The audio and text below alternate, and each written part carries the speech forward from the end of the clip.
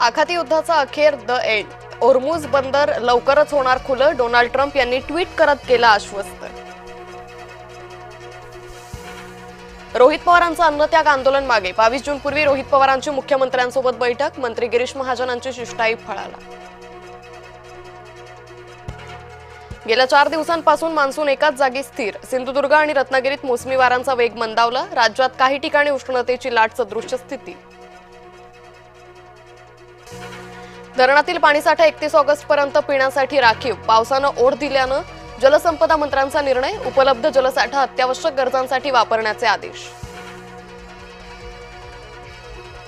पुण्यात आजपासून दिवसाआड पाणी पुरवठा. महापालिकेकडून वेळापत्रक जाहीर. सम आणि विषम तारखेनुसार पाणी पुरवठा होणार.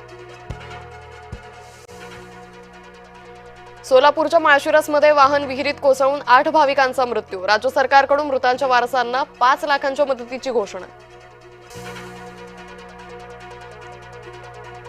विदर्भ वगळता राज्यातील शाळा आजपासून सुरू. गुलाबाचं फूल देत विद्यार्थ्यांचं स्वागत. मुख्यमंत्री फडणवीस पनवेलमध्ये विद्यार्थ्यांशी साधणार संवाद. उद्धव ठाकरे यांच्या बैठकीला केवळ 4 खासदारांची प्रत्यक्ष उपस्थिती. काही खासदारांबाबत संशय कल्लोळ कायम.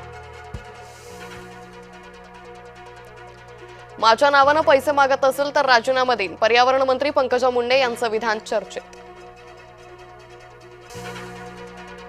क्राऊड वर्कच्या मागे लपून बसू नकोस. कुणाल कामरानं प्रणित मोरेला सुनावलं.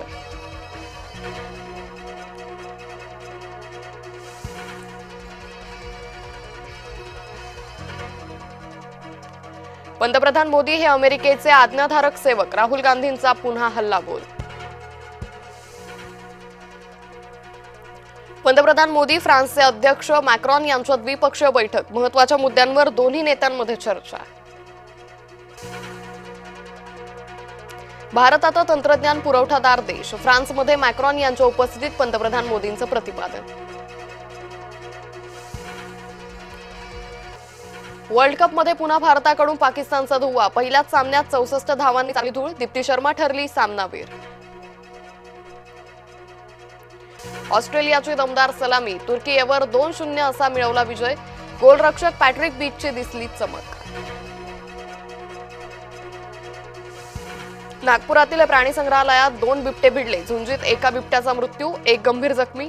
एक नर बिबट बाहेरच्या जंगलातून आल्याची शक्यता.